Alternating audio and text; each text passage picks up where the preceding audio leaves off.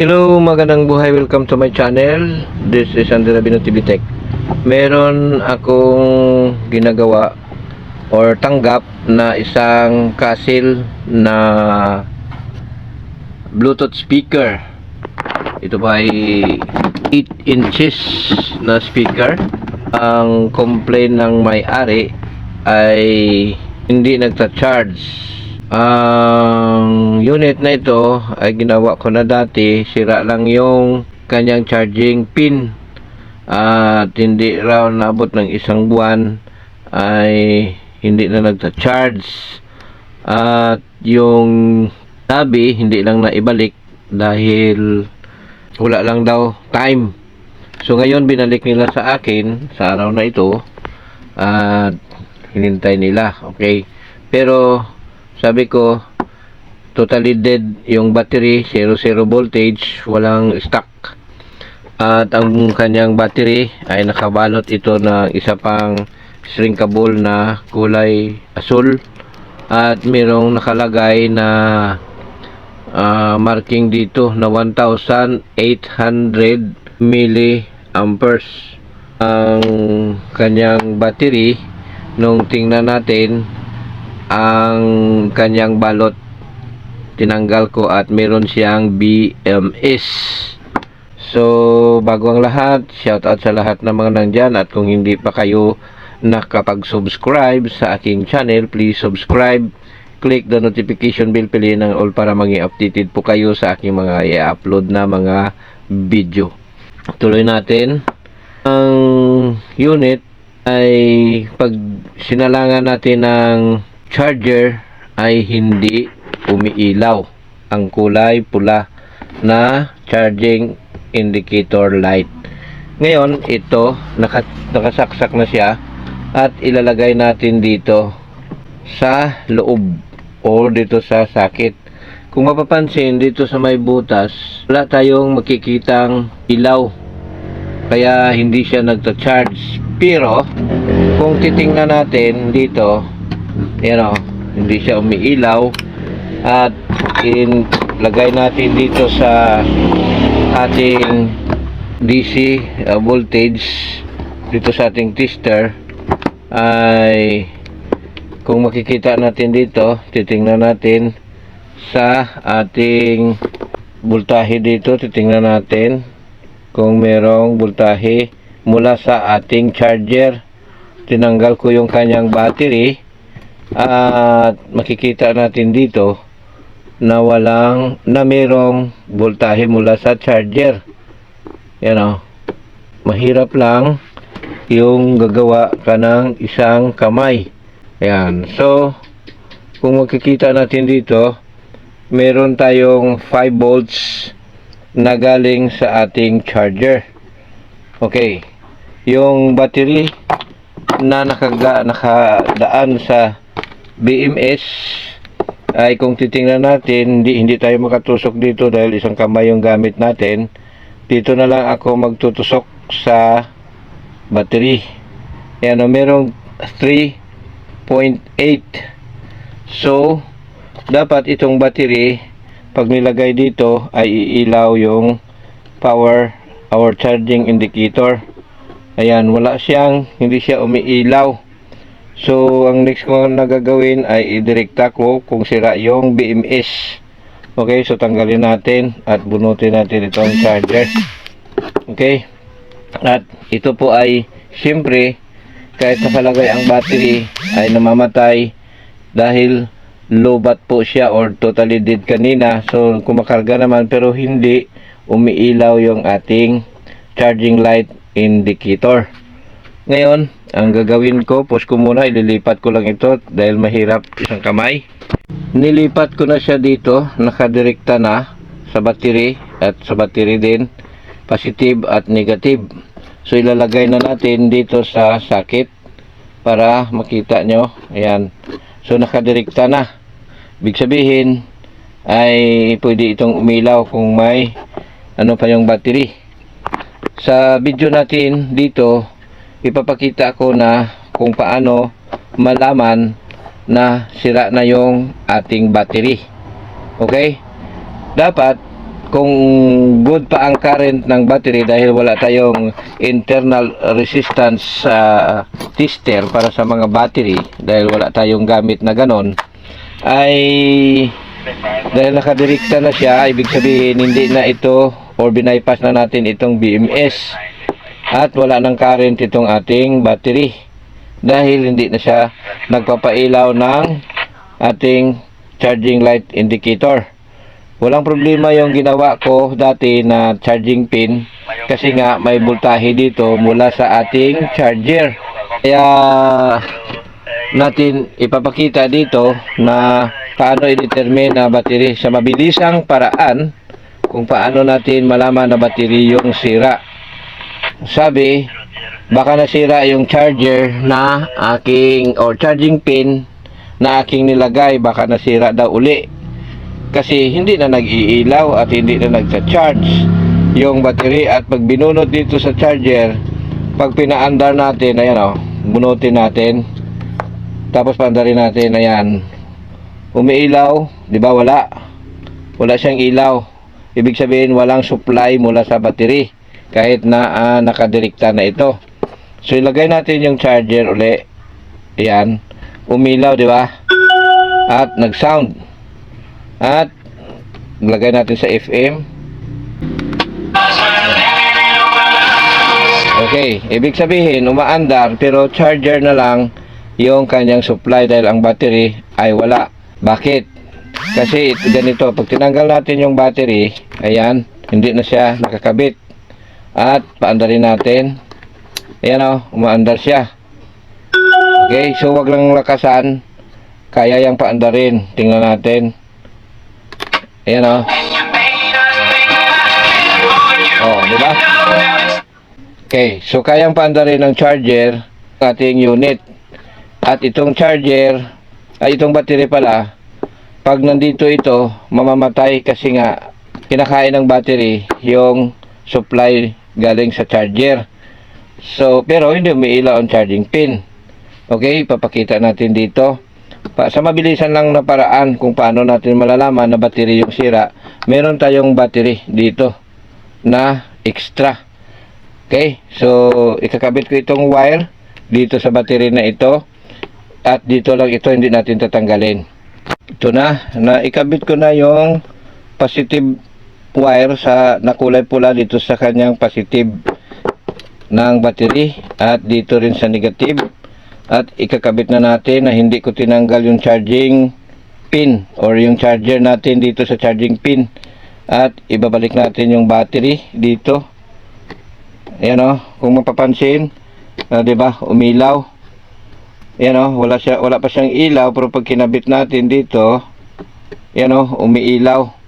So ibig sabihin dito sa ipinakita ko, pwede palang gumamit ng extra good battery para malalaman natin kung sira itong battery sa pamamagitan nitong charging light indicator. Kasi ito, pag kinabit ito dito at ilagay natin dito, ay hindi siya umiilaw at namamatay ang unit kung nakakabit itong battery. So ginawa ko ay nilagyan ko ng extra battery at ikinabit na hindi tinatanggal ito para malaman natin kung iilaw ito. Kasi akala natin sira yung charging or yung charging IC. Ang unit na ito ay kakaiba. Ito po ay hindi modified at ito ay standard pa ng Castle. Alright? At yung kanyang positive ay dumadaan lang sa diode, kagaya ng ginagawa natin pag sira yung charging IC, ay nilalagyan lang natin ng diode para makapag-charge, tatawid yung voltahe papunta sa battery gamit lang yung diode. So ito ay factory design na, meron siyang rectifier diode mula sa ating charging pin papunta dito sa battery, kasi may power na dito na 5 volts kanina nung sukatin ko. At yan, dumaan lang dito sa diode papunta dito sa terminal kasi ito nakadirekta sa battery.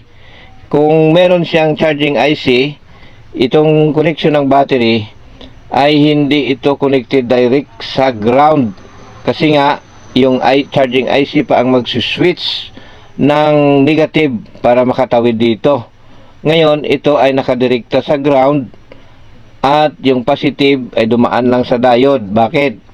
Kasi yung isang solusyon pala or paraan, acknowledge natin yung pag-comment at advice ni Sir DIY Pinoy Technician Official na okay lang lagyan natin ng diode. Ang importante, may BMS yung ating battery. What is BMS? BMS is a battery management system. Ito po yung BMS circuit. Ito po yung magmamanage ng battery. Pag puno ay magkukusang mag-off ang charging, pero lalabas na yung voltahe dito. Okay. So, dito sa ginawa natin, wala pang BMS dito. Nakadirekta dahil ito po ay temporary lamang para malaman natin na sira itong battery. Okay. So, ang next ko dito na gagawin kung sakaling may matanggap ako uli na ganito at sira yung charging IC, simple way na gagamitin ko na pinakamadali, yung mga battery ng cellphone na sira na yung bloated na, tatanggalin ko ang BMS doon, binibigyan ko kayo ng idea. Tatanggalin, dahil ginawa ko na yon dati, tatanggalin ko yung BMS doon sa mga patapunan na mga battery ng cellphone na bloated na o sira na, at siya yung gagamitin ko dito. Marami tayo dito naka-stack na mga lumang battery ng cellphone dati pa na meron palang mga BMS, kaya yan yung kinakabit ko dito sa mga ginagawa ko. Okay? So, ibig sabihin yung ginawa natin na nilagyan natin ng diode, binaypas natin ng diode, ay okay rin yun, basta may BMS lang yung ating battery kahit hindi bantayan. Kasi pag walang BMS ang battery, uurasan mo lang yung pag-charge at bubunutin mo pagdating sa oras na iyong gusto. Okay, halimbawa 4 na oras, so pagdating ng 4 na oras, sa ayaw mo sa gusto, dapat mong tanggalin para hindi masira yung battery. Dito, pag nilagyan natin ng BMS, kahit hayaan mo siya buong magdamag na naka-charge, mamamatay po ang kulay pula na ilaw dito pag puno na yung battery at hihinto yung pag-charge. Safe kapag merong BMS yung battery pag binaypas natin yung mga sirang charging IC. Okay, dito ngayon sa ating gagawin, hindi pa natin na ilagay ang BMS kasi tatanggalin ko yan dito at ilalagay dito. Dito naman ay kanina ipinakita ko na nagdirekta na ako dito. Dito ko nilagay yung negative at positive. Ibig sabihin nakakonek sa positive at nakakonek sa positive ng direkta, pero hindi pa rin umilaw yung charging indicator light. Ibig sabihin ay mahina na ito or dead battery na ang kanyang original na battery. Okay. So dito ilalagay natin uli na hindi natin tinatanggal, di ba? Ayan o. Alam nyo na bakit madilim siya? Kasi nga na-charge ko na ito dito sa aking charger, kasi may sarili akong battery charger mismo dito na nilalagyan ng cellphone or ng cellphone charger. Ito. So puno ito. Kaya madilim na siya dahil malapit na siyang mapuno, nakakonect na sa charger. Ngayon, tatanggalin natin ito. Alright. Ayan, tinanggal natin na wala yung ilaw. At paandarin natin. Ayan o. Diba, mandar siya. Ayan. Tapos paandarin natin ng FM. Kasi makapiright tayo, i-pass forward ko na lang. Okay? Kaya hinalik ka lang mula magpapacheck sa ako. Hanikan?